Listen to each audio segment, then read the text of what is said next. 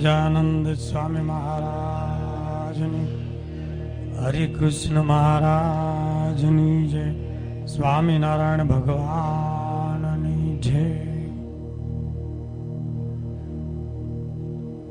ગરડા પ્રથમ પ્રકરણનું પહેલું વચનામૃત. પહેલો પ્રશ્ન આપણે સમજવા માટે પ્રયત્ન કર્યો. હવે બીજો પ્રશ્ન છે, ગોવર્ધનભાઈએ પૂછ્યો છે. બધા વચનામૃત ખોલશું. પહેલો પ્રશ્ન ખુદ ભગવાને પૂછ્યો અને બીજો પ્રશ્ન બધા નજર કરો અંદર. ત્યાર પછી હરિભક્ત શેઠ ગોવર્ધનભાઈ શ્રીજી મહારાજ પ્રત્યે પ્રશ્ન પૂછ્યો છે. જેને ભગવાનની માયા કહે છે તે માયાનું તેનું શું રૂપ છે? ત્યારે શ્રીજી મહારાજ બોલ્યા છે, ભગવાનનો ભક્ત હોય તેને ભગવાનની મૂર્તિનું ધ્યાન કરતા જે પદાર્થ આડું આવીને આવરણ કરે તેને માયા કહીએ. અખંડ વૃત્તિની વાત ચાલે છે અને અચાનક માયાનો પ્રશ્ન શા માટે પૂછવામાં આવ્યો? કોઈનો પ્રશ્ન થાય કે વાત ચાલે છે ભગવાનના સ્વરૂપમાં અખંડ વૃત્તિ રાખવાની. માયાનો પ્રશ્ન એટલા માટે છે કે અખંડ વૃત્તિમાં બાધક કોઈ તત્વ હોય તો એ માયા છે. એટલે પ્રશ્ન યથા સ્થાને છે, યથા યોગ્ય છે. બીજું, શેઠ ગોવર્ધનભાઈ ધ્યાનના અંગવાળા ભક્ત છે. અખંડ જે ધ્યાન પરાયણ વર્તે છે એવા શેઠ ગોવર્ધનભાઈ છે. એટલે એને આ પ્રશ્ન થયો છે.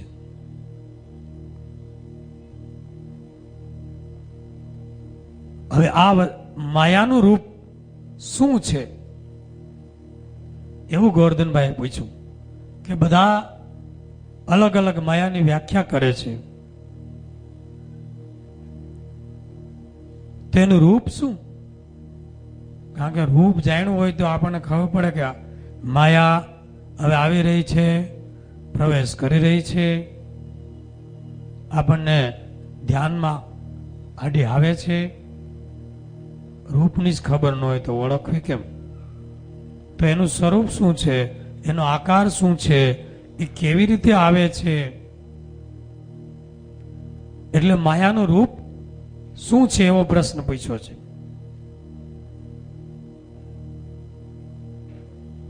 આનો આ પ્રશ્ન જો નિત્યાનંદ સ્વામીએ પૂછ્યો હોત તો આનો ઉત્તર કઈક મહારાજ જુદો આપત. અહીંયા ગોવર્ધનભાઈને પ્રશ્ન પૂછ્યો તો એના અંગ પ્રમાણે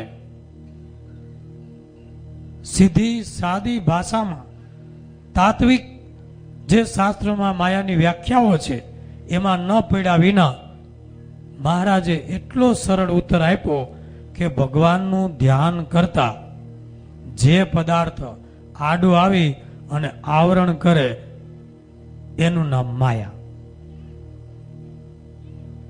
પછી કોઈ પણ પદાર્થ હોય ભગવાનનું ધ્યાન કરતા આડું આવીને આવરણ કરે, ભગવાનમાં અખંડ વૃત્તિ રાખતા આડું આવીને આવરણ કરે તે માયા. અહીંયા કેવળ ધ્યાન શબ્દ જ નથી, અહીંયા કેવળ ધ્યાન શબ્દ જ નથી, પણ ભજન કરવા બેસીએ ત્યારે પણ જે આડા આવે એ માયા.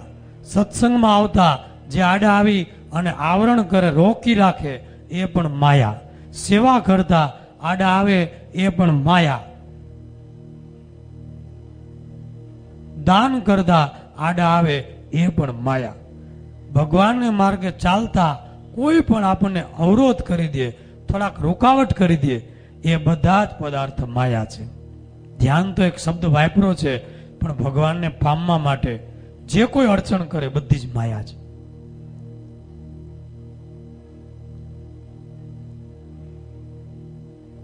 સમગ્ર બ્રહ્માંડ, સમગ્ર સંસારના પદાર્થો માયા નથી. એમાંથી જે પદાર્થ આપણને આડું આવતું હોય અને ભગવાનની વચ્ચે પડદો થઈ જતો હોય એ આપણે માટે માયા. બીજાને માટે એ વસ્તુ માયા ન પણ હોય, પદાર્થ માયા ન પણ હોય. સકલ પદાર્થ હે જગમાહી, અનંત પદાર્થો છે જગતમાં. માયા બધા નથી. પદાર્થ છે, પણ કયું પદાર્થ માયા નામનું નામ ધારણ કરે છે કે આપણને આડું આવી જાય. એટલે પદાર્થના બે નામ થયા, એક પદાર્થ જે વસ્તુ છે અને બીજું માયા.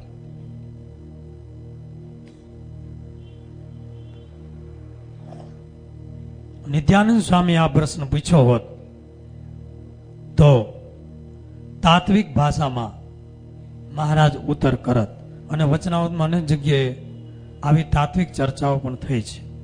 અહીંયા સિમ્પલ ને સાદી કોઈ પણ વ્યક્તિ સમજી શકે એવી વ્યાખ્યા છે.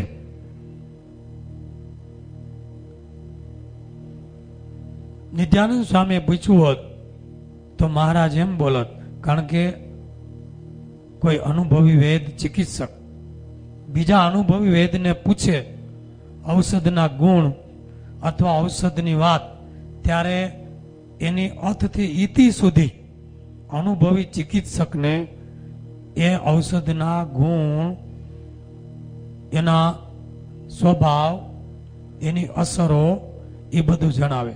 પણ સામાન્ય રોગી પૂછે તો એટલું જ કે આનાથી આ મટી જાય, આનાથી આ મટે, આનાથી આ મટે.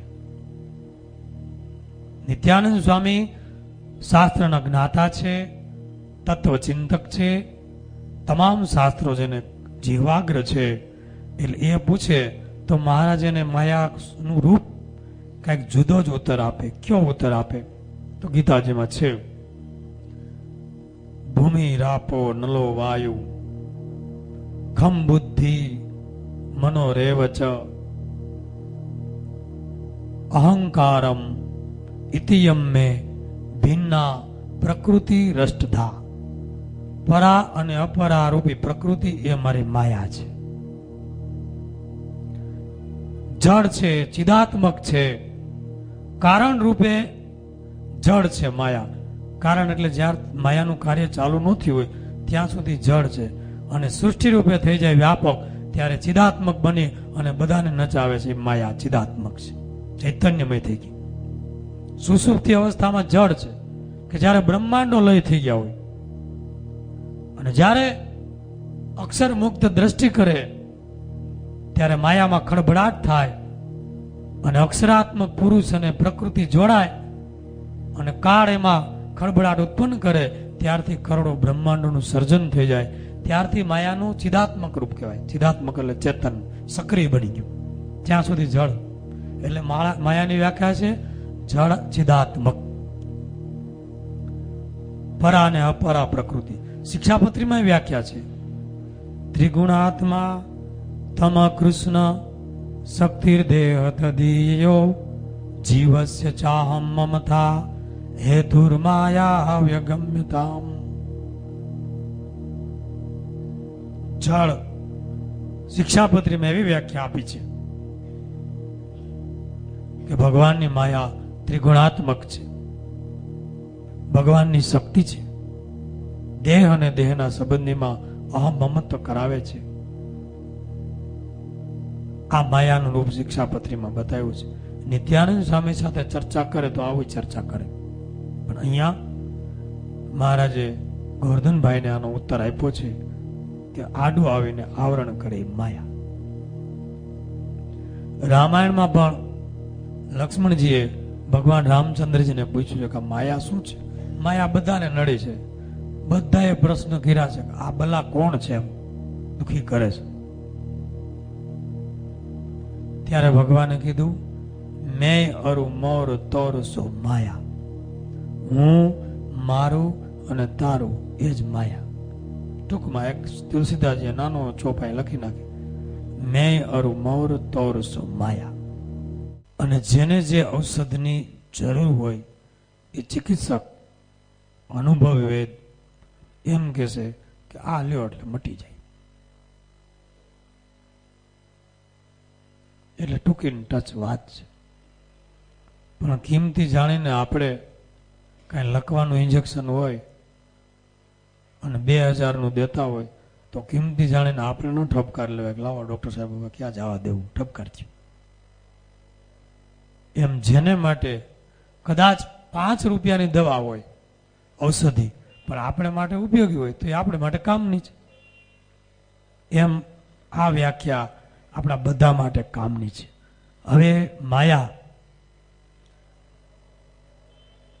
ના લક્ષણ 3 છે. લખો, માયાના લક્ષણ 3.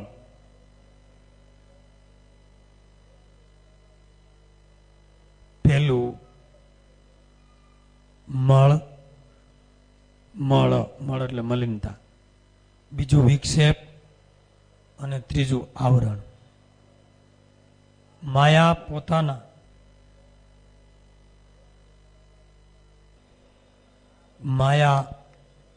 પોતાના 3 લક્ષણ દ્વારા આ આપણને આવરણ કરે છે. એને 4 પ્રકારે શાસ્ત્રમાં વિવરણ કર્યું છે.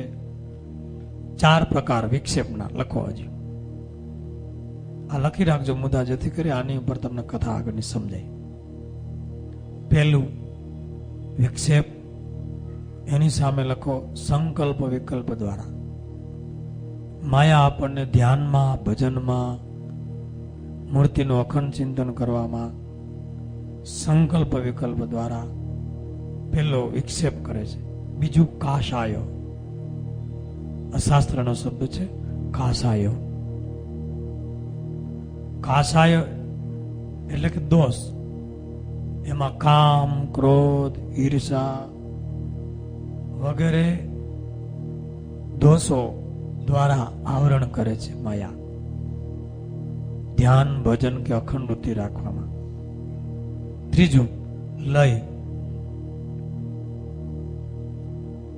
ઊંઘ, આળસ, પ્રમાદ દ્વારા માયા વિક્ષેપ કરે છે. ચોથું વાસના, પદાર્થ કે વ્યક્તિ કે અન્ય કોઈ પણ વાસના દ્વારા, પદાર્થ દ્વારા, વ્યક્તિ દ્વારા કે અન્ય કોઈ પણ વાસના દ્વારા માયા આપણને આવરણ કરે છે, ધ્યાનમાં, ભજનમાં, અખંડ વૃત્તિમાં. હવે આ માયા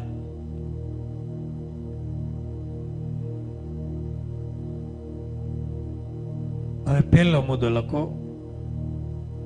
હવે મુખ્ય મુદ્દા તમને લખાવું છું. પહેલો મુદ્દો, માયાના પ્રકાર કેટલા છે. વચનામૃતમાં જુદી જુદી જગ્યાએ જુદી જુદી રીતે માયા કેવી રીતે જીવને આપણને હેરાન કરે છે એના 10 પ્રકાર બતાવ્યા છે. માયાના પ્રકાર એમાં 10 લખજો, જેની આપણે ચર્ચા કરશું. બીજો મુદ્દો, માયાથી કોણ તરે. હવે આવી 10 પ્રકારે આપણને આવરીને બેઠી છે, એ માયાથી કોણ તરે અને માયાના બંધનમાં કોણ ન બંધાય. બીજો મુદ્દો, માયાથી કોણ તરે અને કોણ ન બંધાય. તો એમાં પણ 11 પ્રકારના સમજણવાળા ભક્તો માયાના બંધનમાં આવતા નથી. એ બીજા મુદ્દામાં આવશે. ત્રીજો મુદ્દો, માયાનું રૂપ સ્વામીની વાતોને આધારે. સ્વામી પોતાની વાતોમાં માયાને કેવી રીતે મૂલવે છે એ આપણે જાણશું વાતોના પ્રમાણ દ્વારા.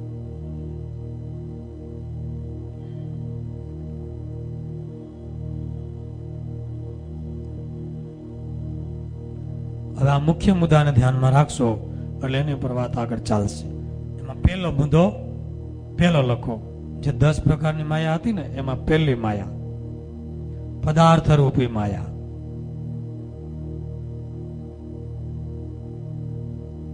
પદાર્થ રૂપી માયા પ્રથમનું પહેલું, બીજું સ્ત્રી રૂપી માયા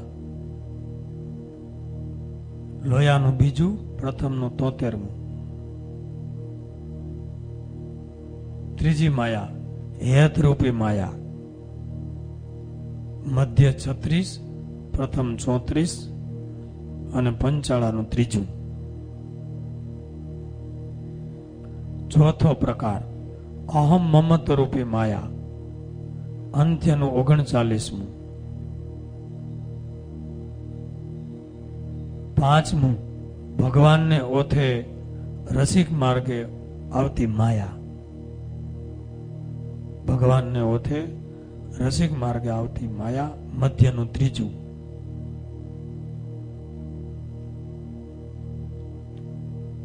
છઠ્ઠી માયા પ્રમાદ ને મોહ રૂપી માયા, પ્રમાદ ને મોહ રૂપી સારંગપુરનું 14મું.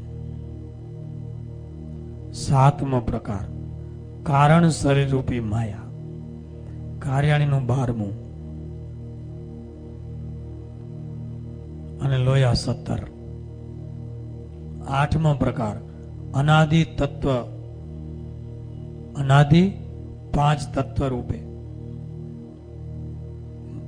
અનાદિ તત્વ રૂપી માયા પ્રથમનું 7. નવમું ભગવાનની શક્તિ રૂપી માયા,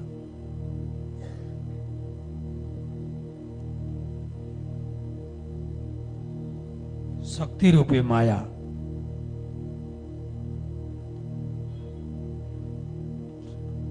પ્રથમનું 70મું.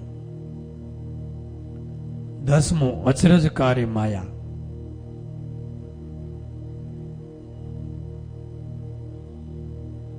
એ બ્રહ્માનંદ સ્વામી બતાવી છે અને વચનામૃત છે અંત્યનું 17મું.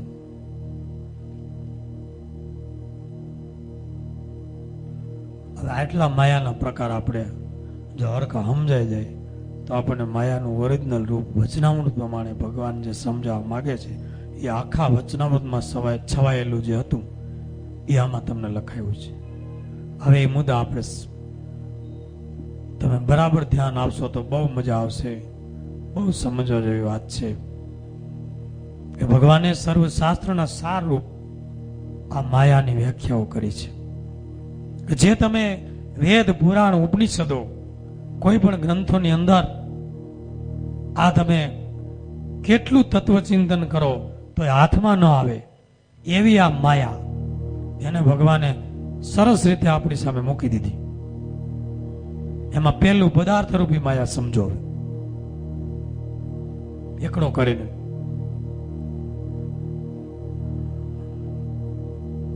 પદાર્થ રૂપી માયામાં ગોરધનભાઈને કીધું કે ધ્યાન કરતા આડું આવીને આવરણ કરે માયા. એમાં આપણે થોડું સમજ્યા કે બધા પદાર્થ આપણે નડતા નથી.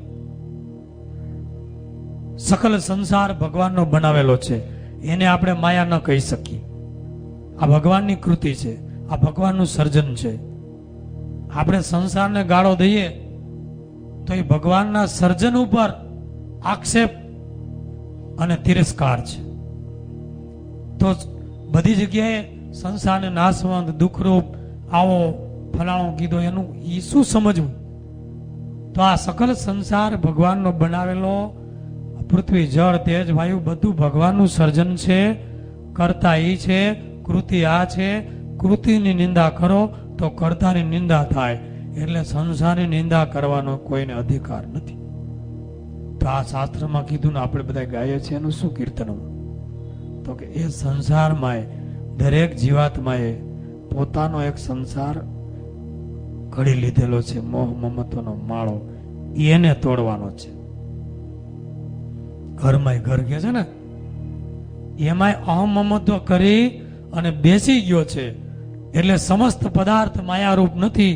જે પદાર્થમાં આસક્તિ બાંધી હેત થયું એ પદાર્થ આડો આવીને આવરણ કરી ગયું, એ એને માટે માયા થઈ ગઈ. બાકી નિર્લેપ થઈને રહ્યો. તમે કરોડપતિ હો, પૃથ્વીપતિ હો, લખપતિ હો, કોઈ શાસ્ત્રોને કોઈ સાધુ સંતોને પ્રોબ્લેમ નથી. જનક રાજા સમસ્ત રાજ્ય ચલાવતા હતા, કુશળ કુંવરબાઈ સમસ્ત રાજ્ય ચલાવતા હતા. એને કોઈ પદાર્થ આડું આવીને આવરણ નહોતું કરતું, એટલે એને કોઈ માયાની કોઈ ચિંતા જ નહોતી. એ ભોગ વૈભવોની વચ્ચે હતા. રાજાને તો કેટલા વૈભવ હોય, અને ગ્રહસ્થ ભક્તોની સ્થિતિઓની આપણે વાત સાંભળીએ જ છે, પર્વતભાઈ વગેરેની. એટલે રસોડામાં અનેક વાસણો પડ્યા હોય, પણ જે વાસણ થાળી કહેવાતી હોય, એ થાળીને તમે તપેલા ઉપર ઢાંકો એટલે એ થાળી ઢાંકણ રૂપ બની, આવરણ રૂપ બની. એટલે એક નામ હતું થાળી, અને ઉપયોગ કર્યો ઢાંકણામાં, એટલે તપેલાને ઢાંકી એટલે આવરણ થયું, ઢાંકણું થયું. વાસણો અનેક છે, પદાર્થો અનેક છે, તમારા ઘરમાં છે, કુટુંબીઓમાં છે, વ્યક્તિ બધું. પણ એમાં જે તમને ધ્યાનમાં ભજનમાં થાળીની જેમ ઢાંકણરૂપ બની જાય એ માયા. બાકી તો હિંડોળા ખાટજે ઝૂલો, દૂધ ચોખા ખાવ, સેવા ના કરનાર અનેક હોય, પણ તમારું મન, મહારાજ કે મનનો ત્યાગ એ જ ખરો ત્યાગ છે. તો માયા એને નથી નડતી.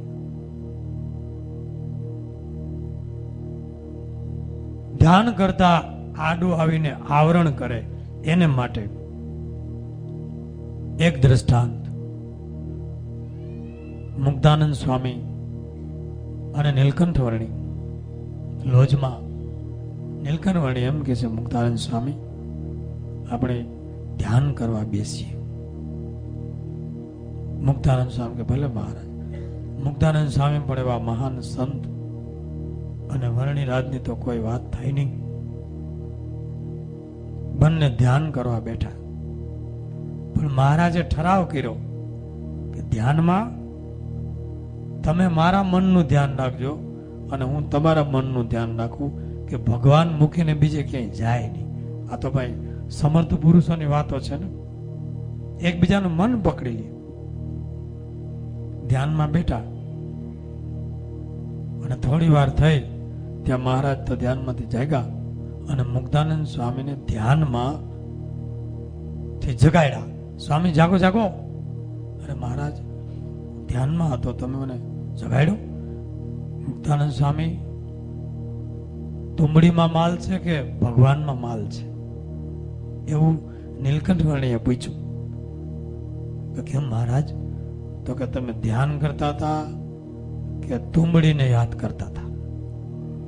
મહારાજ હું તો તુંબડીને યાદ કરતો હતો.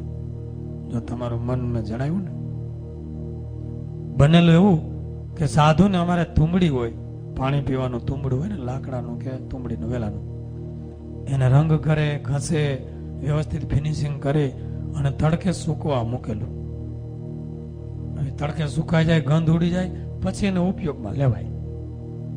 મુક્તાનંદ સ્વામીએ તુંબડું તડકે મૂકેલું, પણ ધ્યાનમાં તરત આડું આવ્યું કે તુંબડું સૂકવું છે. જો કાગડો કે કોઈ પક્ષી આવશે અને ચાંચ અડાડશે, કારણ કે કાગડાની ચાંચ અપવિત્ર હોય, એટલે તુંબડીએ નહીં ચાલે.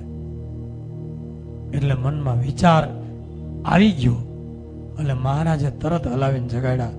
મુક્તાનંદ સ્વામી, તુંબડીમાં માલ છે કે ભગવાનમાં માલ છે?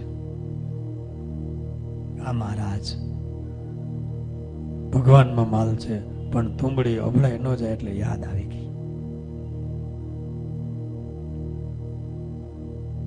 તું બળી નામ બહુ સરસ છે, સિમ્બોલિક કથા છે.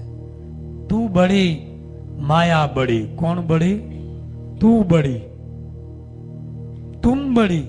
તુમ એટલે તું, બળી માયા બળી. હાંગો કવિ એક કડી લખે છે કે માયા બળી મોહની, જેના વજ્રમય ગાળા, અને સાંગો કે સલવાણા, કંઈક ચડ્યા અને કંઈક પાળા. માયા મોહની.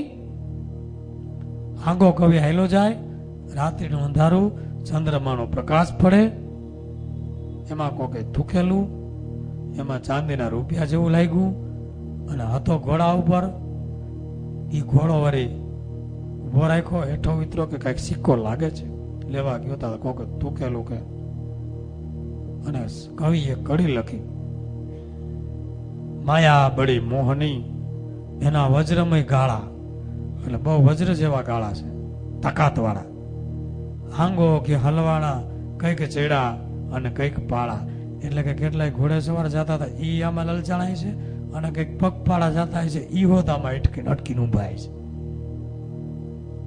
માયા બળી મોહની તું બળી. મુક્તાનંદ સ્વામીને ધ્યાન કરતા આડું આવ્યું. તો એનો અર્થ એવો થયો કે મુક્તાનંદ સ્વામીને તુંબડીમાં આસક્તિ હતી. મુક્તાનંદ સ્વામી જેવા મહાસંત એને તુંબડામાં આસક્તિ હોય નહીં. તો આડું કેમ આવ્યું? એ માવતર છે ને આપણા ચરિત્ર દ્વારા આપણને શીખવાડે છે કે જુઓ, કોઈ પણ વસ્તુ પદાર્થ તમે જીવથી મહેનત કરીને તૈયાર કરી હોય, એટલે તમારે આસક્તિ નહીં હોય ને તો તમે ધ્યાન, માનસી પૂજા કે માળા કરવા બેસો એટલે આડી આવશે. એટલે તમે એવી રીતે ધ્યાન કરવા બેસો કે કાં કોઈક વ્યક્તિને ભલાવીને બેસો કે તમે આનું ધ્યાન રાખજો, કાંઈ વસ્તુ હકેલીને અંદર મૂકો અને પછી ધ્યાનમાં બેસો, જેથી તમને વિક્ષેપ ન કરે. આપણે પથારો કરીને બેઠા હોય અને પછી ભગવાનમાં અખંડ વૃત્તિ રાખવાનો તમે જોર કરો, પણ એ કેવી રીતે થાય? વૃત્તિ ક્યાંય ખેંચાય નહીં એમ સંકલિત કરી, સંયમિત કરી અને પછી ધ્યાનમાં બેસવું જોઈએ. આજુબાજુનું વ્યવહાર, હવે વ્યવહાર હાંડિયાની ડોક જેવડો લાંબો હોય, હકેલતા આવડતું ન હોય, પથારા પાથરા હોય, અને પછી માળાને ધ્યાનને કરવા બેહે, અટરમાળા, ગટરમાળા, હટપાળો, પટપાળો, જટપાળો, એ જાય फटाफट माला बनाई काष्ठ की बीच में डाला सूत, माला बेचारे क्या करे फेरन वाला कपूत. माला શું કરે? એટલે આ પેલો મુદ્દો પદાર્થ રૂપી માયા, જે તુંબડી પદાર્થ છે, એ આડું આવ્યું. એમાં પણ રોકાવાનું નથી, એ ઢાંકણ બની જાય છે. પછી પદાર્થ રૂપી માયા કોને આડી આવી? તો કે શિવલાલ શેઠ. આ નામ લખતા જજો, મુક્તાનંદ સ્વામીને તુંબડી, કારણ કે એક એક માયા ઉપર એક દ્રષ્ટાંત આવતા જશે. પેલી પદાર્થ રૂપી માયામાં મુક્તાનંદ સ્વામીને તુંબડી આવી, શિવલાલ શેઠને વેપાર આવ્યો. પૂજામાં બેસે, ભગવાન આવીને બેસતા, પ્રત્યક્ષ પૂજા થતી, પણ વ્યવહારની વાત કરવા એનો કામદાર આવ્યો કે ઓલા માલ આવ્યો છે, ક્યાં ગોડાઉનમાં નાખો. એ જરા કામ કેવા રહ્યા ત્યાં ભગવાન પૂજામાંથી અદૃશ્ય થઈ ગયા. સંતો પણ ઊભા થઈ ગયા. શિવલાલ શેઠને ખબર નહોતી કે મારી પૂજામાં ભગવાન આવીને બેસતા. સંતોને પૂછ્યું કે દરરોજ તમે આવો છો મારી પૂજામાં દર્શન કરવા, આજે કેમ આવ્યા નહીં? ત્યારે ધ્યાનાનંદ સ્વામી અને સાંખ્યાનંદ સ્વામી કીધું કે શિવલાલ, તું કરોડપતિ માણસ છો એટલે તું પૂજા પાથરીને બેસે એટલે આજુબાજુ બેસીએ છીએ એવું નથી હો. પણ તારી ભક્તિ એટલી ચરમ કક્ષાની છે કે તારી પૂજામાં પ્રત્યક્ષ સાક્ષાત ભગવાન શ્રી હરિ બેઠા હોય છે, આવે છે, એટલે અમે દર્શન કરવા આવી. આજે તમે વ્યવહારની વાત કરી એટલે ભગવાન ઊભા થઈને અદ્રશ્ય થઈ ગયા અને અમે ઊભા થઈને ચાલ્યા ગયા. અમારે ક્યાં તારી હારે લેવા દેવા? આ માયા આવી પૂજા કરતા વ્યવહાર રૂપે, વ્યાપાર રૂપે માયા શિવલાલ શેઠ લખો. પેલી તુંબડી રૂપે, આ વેપાર રૂપે. ત્રીજું, ગોવિંદાનંદ સ્વામીને દાળ ભાત રૂપે માયા આવી. પદાર્થ છે દાળ ભાત. ગંગામાં જેતલપુરના હતા, દાળ ભાત એવા સરસ બનાવે, એવો ચમકારો કરે. અને ગોવિંદાનંદ સ્વામીને દાળ ભાત બહુ ભાવે. રોકાઈ ગયા, ક્યાંય જાય નહીં. મહારાજને એમ થયું બંધાઈ ગયા. અને પછી કીધું ગોવિંદાનંદ સ્વામી, ગોવિંદ સ્વામી હાલો અમારે હારે. લીધા હારે. કેટલા ગાવ સુધી કોઈ ગામ જ ન આવવા દીધું. થાકીને લોથપોથ થઈ ગયા, ભૂખા તરસા. મહારાજ શું કરવા ધારી છે? મહારાજ કે તમે દાળ ભાતમાં બંધાઈ ગયા છો. મહારાજ તમે કયો પ્રાયશ્ચિત કરવું? તો કે ગળામાં ગાજર ને રીંગણાની માળા પહેરો, જુઓ ભગવાનની કસોટી. ગાજ અને રીંગણાની માળા પહેરી અને પછી આપણે જેતલપુરની બજારમાં ફરવાનું છે. અને કોઈક પૂછે, એ ગોવિંદ સ્વામી શું ગાંડા થયા કે? તો તમારે કેવું, આવું. એ ગોવિંદ સ્વામી ચહકી ગયું, તો કે આવું. આવો પ્રયોગ કરાયો અને આખા જેતલપુરમાં ફેરવા ત્યારે કે ગોવિંદ સ્વામીનું ચહકી ગયું, તો કે આવું. અટાણે સારું છે આવો પ્રયોગ કોઈ કરતું નથી એટલે આપણું ગાડું હેલું જાય છે. ભગવાન વખતે બહુ પ્રયોગ એવા થયા છે. 114 પ્રકરણ બદલા. બધા કમાનગરને તો કપડા કાઢી ગામને ઝાપે મૂકીને આખા ગામમાં નગ્ન આટો મારવાનું કીધું. એવી કસોટી કરીશ બધા કમાનગરને સરદારમાં. એટલે ભગવાન ભેગું રહેવું મજા આવે, આનંદ આવે, પણ કસોટી થાય થી ભૂખા નીકળી જાય.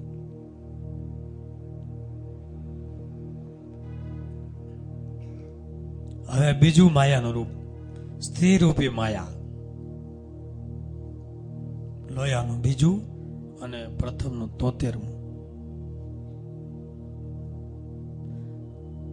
એમાં એવું મહારાજે લખ્યું કે કારણ રૂપે જે મૂળ પ્રકૃતિ તે તો સ્ત્રીને આકારે છે.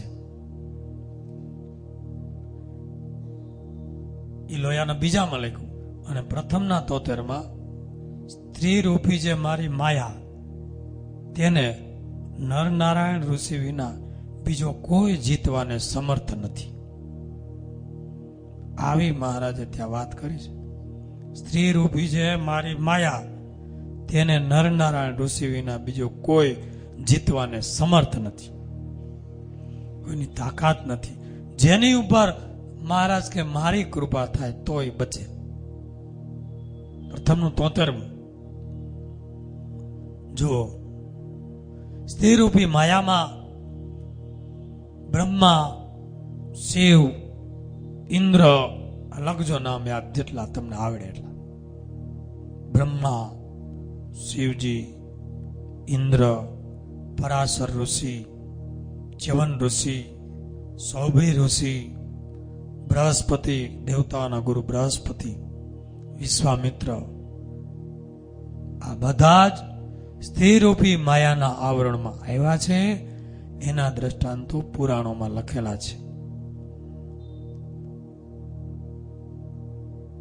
એટલે અહીંયા ગોવર્ધનભાઈએ પૂછ્યું કે કેવળ પદાર્થ ધ્યાન કરતા આડું આવીને આવરણ કરે, એ પદાર્થ રૂપી માયા એક જ નથી, આ બીજી માયા આવી સ્ત્રી રૂપી. જો આ ગોવિંદાનંદ સ્વામીને આપણે વાત કરી, ઈ ગોવિંદાનંદ સ્વામી સાધુ થવા આવ્યા ત્યારે સ્ત્રી રૂપી માયામાં નહોતા બંધાણા, દાળ ભાતમાં પદાર્થ રૂપી માયા બંધાઈ ગયા. ગોવિંદાનંદ સ્વામી આયલા આવતા હતા, રૂપવાન શરીર. તો રાજાની એક દાસી એ રાજમાંથી ભાગી છે, ક્યાંક માથે ખતરો આવ્યો તો ઘરેણા રાજમાંથી લૂંટી પોટલું બાંધી અને ઝવેરાત લઈને નીકળી ગઈ. એમાં ગોવિંદાનંદ સ્વામી રસ્તામાં ભેગી થઈ ગઈ. રૂપ જોઈને વિચાર કર્યો કે આની હારે પરણી જાવ. એટલે તરત ગોવિંદાનંદ સ્વામી પાસે આવી પગમાં પોટલું મૂકીને કે આ ઝવેરાત તમારી અને હું તમારી દાસી, તમારી પત્ની જે ગણો તે હું તમારી સેવા કરીશ, મને રાખો. આટલું ઝવેરાત, ખજાનો અને રાજાની દાસી. ગોવિંદાનંદ સ્વામી વિચાર કર્યો કે ભગવાન ભજવા જઈએ ને ત્યારે સિદ્ધિઓ આડી આવે. આ સ્ત્રી રૂપે માયા આવી મને. ભગવાન ભજવા જાય ને ત્યારે સ્ત્રી રૂપે સીધી રિદ્ધિ સીધી રૂપે માયા આડી આવે. આ મને આવી. હવે આમાંથી કેમ છટકવું?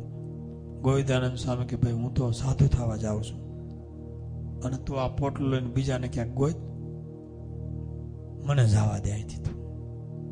તો કે ના, હવે હું તમારે વાહે જાઉં અને નહીં તો આત્મહત્યા કરું, તમને સ્ત્રી હત્યાનું પાપ લાગશે. આ માયા ભલા મુખ એવી છે, તમે છૂટાછેડા કરવા ધારો તો કેસ ઠબકારે છે અને પાછો અડધો ભાગ માગે. હમણાં ગરીબ ભગત છૂટું કર્યું, 3 લાખ રોકડા દીધા. કેટલા? 3 લાખ નગદ. આ છૂટું ન થાય. શેડા બાંધવાય કઠણ અને શેડા છૂટા કરવાય કઠણ.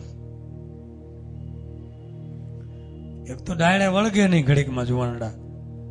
જ્યાં જોઈએ ને નાપાસ નાપાસ. કોઈ પાસ કરે તો થાય ને. હે એક જણો કે લગભગ 30મી વાર જોઈ આવ્યો માયાને. પછી કોકે પૂછ્યું કેમ તારું આ નક્કી ન થતું? તો કે 50% તો નક્કી થઈ ગયું છે, અડધું તો નક્કી જ છે. તો કે હવે શું વાંધો? તો કે મારા તરફથી આ છે પણ સામે વાળા બધા ના પાડે છે. 50% નક્કી છે. એ 50% તારા શું કામ ના? તારા તરફથી નક્કી જ છે, પણ સામે વાળા પાસ કરે જ થાય ને. તો જ્યાં જ્યાં ના પાસ થાય આ માયા. હવે કરવું શું? મુંજાણા અને રાજાની દાસી, બીજું કાંઈ પગલું ભરાય નહીં. રાજમાં કોકને અળીકરણ ફરિયાદ કરે તો ગોવિંદાનંદ સ્વામી જેલમાં નાખી દે. એટલે ગોવિંદાનંદ સ્વામી યુક્તિ કરે. આવી માયા આવે ત્યારે યુક્તિ અને આઈડિયો કરવો પડે. એમાં આઈડિયાનું કાર્ડ લગાડવું પડે. શું કરવાનું? આઈડિયાનું કાર્ડ લગાડવું પડે તો કાંઈક મોબાઈલ હાલે. એટલે ગોવિંદાનંદ સ્વામી કે બેસ લે, હાલ હું તારે લગ્ન કરીશ, બેસ આ જાળવાને છાંયે. હવે હું જરા ખતરે જઈ આવું. ખતરે એટલે દિશાએ જાજરું. એટલે મને વિશ્વાસ આવે એટલે ઉપરની જે ચાદર હતી એ મૂકીને ગયા. ભલે ચાદર જાતી, એ ચાદર ઉતારી કે મારું આ કપડું હાચે અને હું જરા જઈ આવું, ઇમરજન્સી કેસ છે એટલે મારે જવું પડે એમ છે, તું અહીંયા બે. એટલે મને વિશ્વાસ આવ્યો, કારણ કે કપડું ચાદર મૂકતા ગયા છે એટલે આવશે કંઈક એને ખંભાનો કેસ જે છે. પછી ગયા તે દીની ઘડીને આજ નહોતી, હજી પત્તો લાગ્યો નથી. હજી ઓલી કદાચ બેઠી છે, જોકે એ બેઠી ન હોય, બીજો મૃત્યુ ગોઈતો હોય છે. પણ ગોવિંદાનંદ સ્વામી આવી રીતે ભાગી છૂટ્યા. એવી રીતે અદ્ભુતાનંદ સ્વામી કુંજબારી શહેરમાં રાજાએ પોતાની કુંવરીઓ પરણાવવા માટે એવો બંદોબસ્ત કર્યો, છટકી ન શકાય. પણ રાયતો રાત નાવાને બાને, નદીએ નાવાને બાને એવા ભાઈગા મુઠ્ઠીઓ વાળીને અંધારામાં ઓગળી ગયા, ખબર ન પડી. અને એ ભાઈના અદ્ભુતાનંદ સ્વામી મહારાજને આવી માયા આવી હતી ને બુટલપુર નગરમાં. મયા રાણી અને એની કુંવરી પરણાવવા તૈયાર થઈ અને બધું રાજ્ય આપવા તૈયાર થઈ. મહારાજ કે ગધેડાનો ભાર ગધેડા તાણે. અમે કઈ સંસારનો ભાર, સંસારનું ગાડું ખેંચવા નથી આવ્યા. અમારા સંઘમાં આવશે ને એ બધાને આ ભાર ઉતારી દેવું, એ ગધેડા તાણે. તમે દુઃખ લગાડતા નહીં. મહારાજે એવું કીધું, ગધેડાનો ભાર ગધેડા તાણે. અર્થ સમજાય તો સમજજો.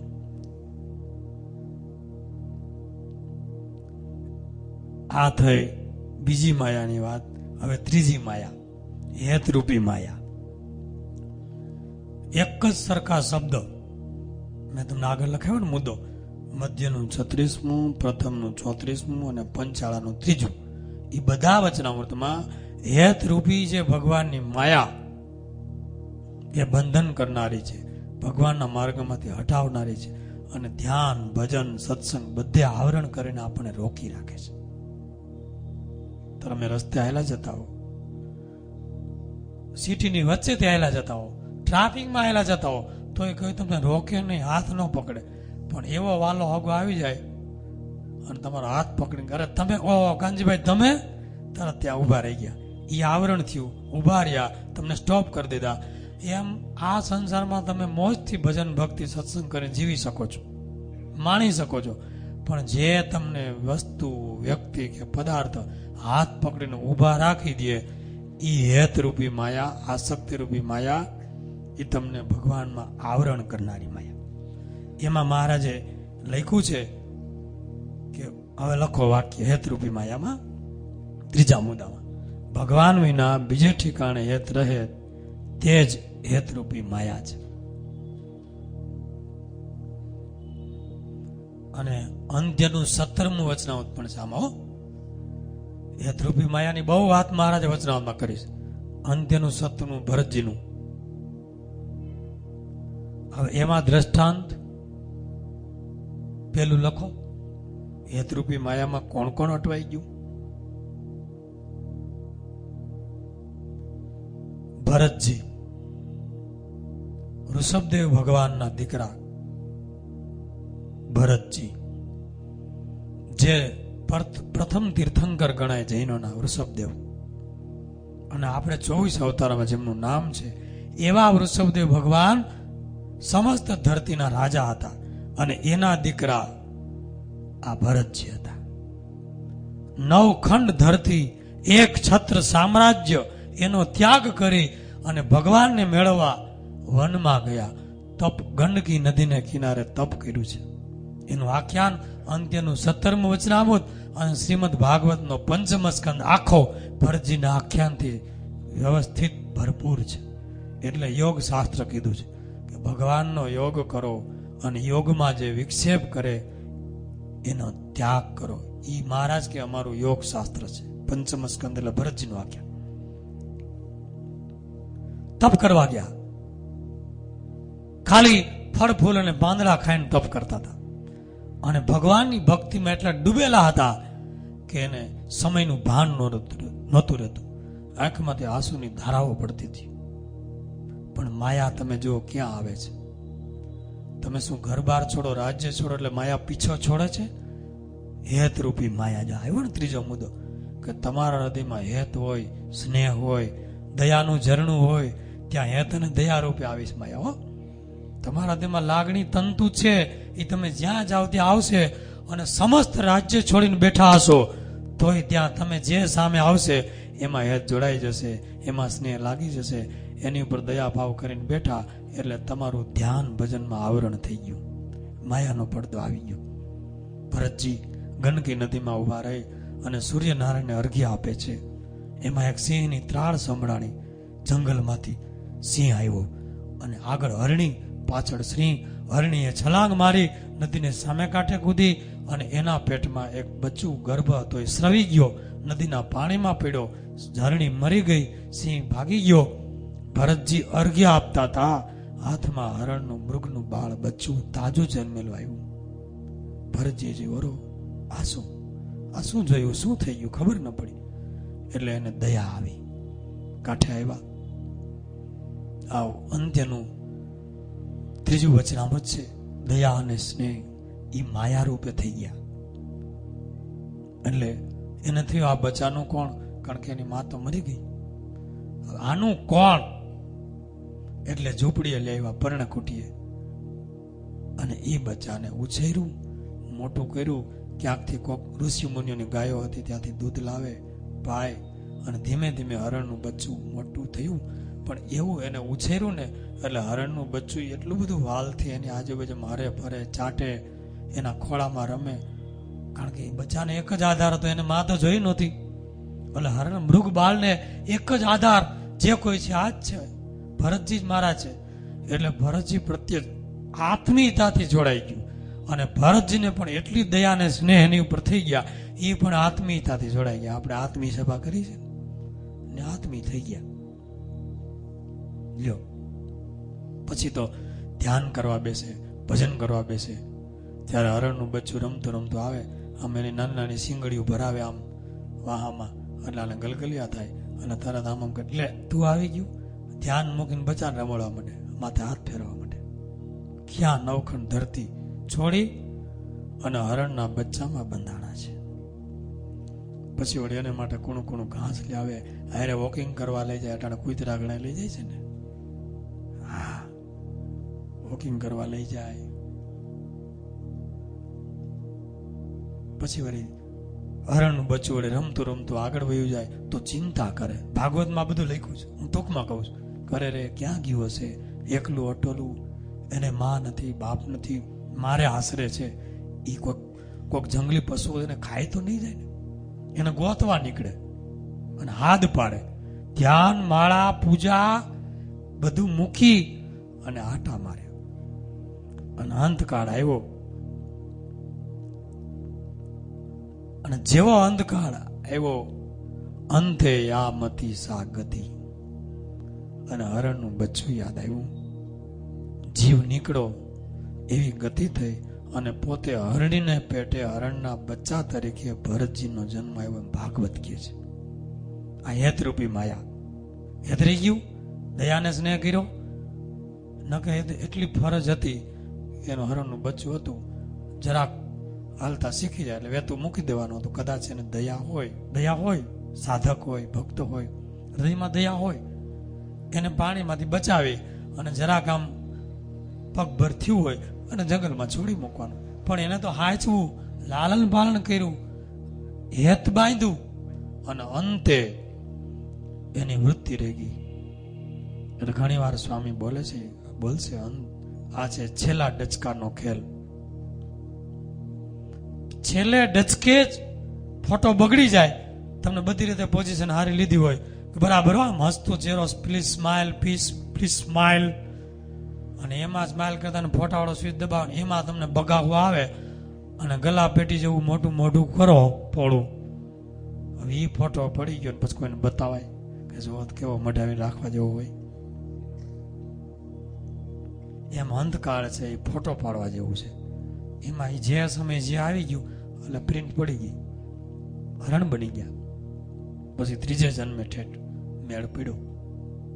હવે એને નવખંડ ધરતીનું રાજ છોડ્યું અને હરણના બચ્ચામાં અટકી ગયા. એ આવરણ રૂપ હેતરૂપી માયા આવી. આ ત્રીજો મુદ્દો કીધો ને, તો હેત જ્યાં બંધાઈ જાય અને હેત અતિ દ્રઢ થઈ જાય તો આવરણ વિક્ષેપ અને મળ પેદા કરે અને ભગવાન માંથી દૂર હટાવી છે. ગ્રસ્ત અને નાના નાના દીકરા હોય, કયાગરા હોય, વાલા હોય, પૂજા કરે ને એટલે બાજુમાં બેહારે, વાંધો નહીં, સંસ્કાર પડે, બેહારો, પણ તમારા સંસ્કાર બગડે નહીં એ પણ ધ્યાન રાખજો. છોકરું વળી આડવિતરું હોય, પૂજાની મૂર્તિ ઉપાડીને ભાગી જાય, બાપાને વાહમ ધૂંબા મારે, બાપાને ખંભે બેસી જાય, તોય બાપાની માળા ચાલુ હોય. પાછો મોબાઈલ આવે તો મોબાઈલમાં વાત કરી લે, પાછું કે ચા મૂકી દેજો, માળા ચાલુ હોય. આ બધી માયા. પૂજા હરખી ન થઈ. પૂજા ટાણે પૂજા, ધ્યાન ટાણે ધ્યાન, બધી વ્યવસ્થા કરી દેવાની, પછી બેસવું એટલે નડે નહીં. તુંબડી યાદ આવે એમ યાદ ન આવે. તડકે ભૂખ્યું તો એક જણા ધ્યાન રાખો બેહારું, યાદ આવે જ. બધું વ્યવસ્થિત સેટિંગ કરી અને પછી શાંતિથી બેસવું. અને બેસવું ત્યારે એવી રીતે બેસવું કે હવે યાદ કરવું જ નથી, હવે ઘડીક વાર ભગવાન સાથે મુલાકાત કરવી છે, બધું બંધ. આ હેતરૂપી માયા આવી. કોને આવી? ભરતજીને. તો આપણને ન આવે.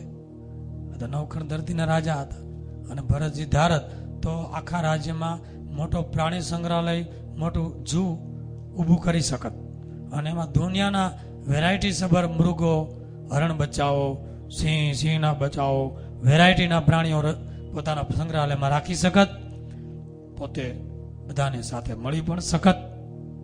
પણ માયા એટલી બધી અચરજકારી છે કે જંગલમાં જાઓ, તમે ઝાડવાના પાંદડા ખાઈને બેઠા હો, સખત ઉપવાસ કરીને, તોય સબરી ઋષિને પાણીને તળિયે માયા આવીને પકડી લે છે અને ઉભા કરે છે, ચાલો લગ્ન કરો, અને સંસારમાં જોડી દે છે. ચ્યવન ઋષિ રાફડો થઈ ગયા હોય, આખું શરીર હાડપિંજરનો માળો થઈ ગયો હોય, પણ ત્યાંથી પરવેશ કરી અને પેલા રાજાની, સરિયાતે રાજાની કન્યા સુકન્યા, એમાં એને વૃત્તિ લાગે છે અને એની સાથે લગ્ન કરે છે અને ગ્રંથિથી જોડાઈ જાય છે. પરાશર જેવા મહાન ઋષિઓ પણ આમાં જોડાઈ ગયા છે. માયા ક્યાં આવે છે એ કોઈ નક્કી ન કહી શકે. વિશ્વામિત્ર જેવા પણ મેનકા અપસરામાં ફસાયા છે અને સંસારમાં મંડાયા છે. શકુંતલા એમના દીકરી થયા છે, જે ભરત મહારાજના પત્ની થયા છે. એટલે સંસારના વૃક્ષને પીપળાની ઉપમા આપી છે. પીપળાનું બીજ ગમે ત્યાં ઉગે છે, ગઢના કાંગરે ઉગે, દિવાલ ઉપર ઉગે, મંદિરના શિખર ઉપર પણ ઉગે છે. અર્થાત અસ્વસ્થ મેનમ સુવિરૂઢ મૂલમ મસંગ શસ્ત્રેન દ્રઢેન ચિત્વા. પીપળા રૂપી સંસારનું વૃક્ષ ગીતાજીમાં 15મા અધ્યાયમાં કીધું છે, એ ગમે ત્યાં ઉગે છે. જંગલમાં જાઓ ત્યાં ઉગે, ગુફામાં ઉગે, મંદિરના શિખર ઉપર, અર્થાત બધું જ છોડીને મંદિરમાં રહેતા હોય, બધી જ મોહ માયા છોડીને રહેતા હોય તો ત્યાંય પીપળો ઉગે, ત્યાંય સંસાર ઉભો થાય. એટલે સુવિરૂઢ મૂલમ, એનું મૂળ બહુ બળવાન છે, કારણ કે પીપળાનું બીજ. હવે ત્યાં કાંગરા ઉપર કોણ વાવવા ગયું હતું? તમે વિચાર કરો કે મંદિરના શિખર ઉપર કોણ બીજ વાવવા ગયું હતું? તમે જ કયો. બીજું કાંઈ નથી ઉગતું, પીપળા બધે ઉગે છે. એનું કારણ શું? કોને ખબર છે?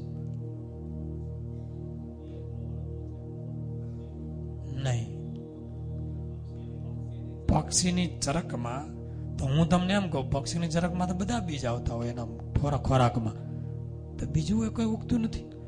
પીપળાનું બીજ એટલું નક્કર છે, મજબૂત કે પક્ષીના પેટમાં જઠરાગ્નિ પણ એને પચાવી શકતી નથી, એના બીજને, એના અંકુરને. એટલે એ જેમનું તેમ સલામત રહે છે, અને જ્યાં ચરક ચરકી હોય ત્યાં ઉગી જાય છે, બીજા કોઈ નથી. બહુ તમે જોઈ લેજો. એમ સંસારનું વૃક્ષ ગમે એવી હીટ આપવામાં આવે તો એ બળતું નથી. બીજ કારણ શરીર એવું છે, જીવમાં પ્રવેશી ગયેલું છે. એટલે હેતરૂપી માયા, એમાં આ ભરતજીનું દ્રષ્ટાંત. બીજું દ્રષ્ટાંત મહાત્માજી બોરમાં. મહાત્માજી બોર જોયું ને બોરની અંદર સ્વામી વિસ્તારથી વાત કરશે. પછી વર્ષા ખેર દીકરીને ત્યાં દીકરો થયા, હેતરૂપી માયા. દીકરીને ત્યાં દીકરો થયા છે. શ્રી હરિચરિત્ર ચિંતામણીમાં એક નીલો કરીને સોની હતો, હેતરૂપી માયાથી પોતાના મિત્રો સાથે હેત રહી ગયું હતું, અને એ બધા મરીને ભૂત થયા હતા, કુસંગી હતા. અને આને બ્રહ્માનંદ સ્વામી સાથે હેત અને કાંઈક કંઠી બાંધી બ્રહ્માનંદ સ્વામી વચન આપ્યું તેડવા આવજો, અને મહારાજને લઈને તેડવા આવ્યા. વિમાનમાં બેસાડ્યા અને વિમાન લઈને જતા હતા. ત્યાં મહારાજે, ત્યાં ઓલી ભૂતની ટોળી હતી, ત્યાંથી વિમાન આવ્યું. એટલે આને થયું કે તમે આયા ઓલા, કે તમે આયા, ઓલા બધા ભૂત હતા. એટલે મહારાજ કે નાખો આને આ ભૂત ભેગો. તો ભૂત ભેગો નાખી દીધો. શ્રી હરિચરિત્ર ચિંતામણીમાં ચરિત્ર છે. આ હેત રૂપી માયા છે. હજી આગળ આવશે અહમ મમત્વ રૂપી માયામાં અર્જુન ભગત ખોડીના. તો અત્યારે 3 થી 4 પ્રકારની માયાના સ્વરૂપ જોયા. આગળની કથા કાલે કરશું. બોલો સહજાનંદ સ્વામી મહારાજ, હરે કૃષ્ણ મહારાજ.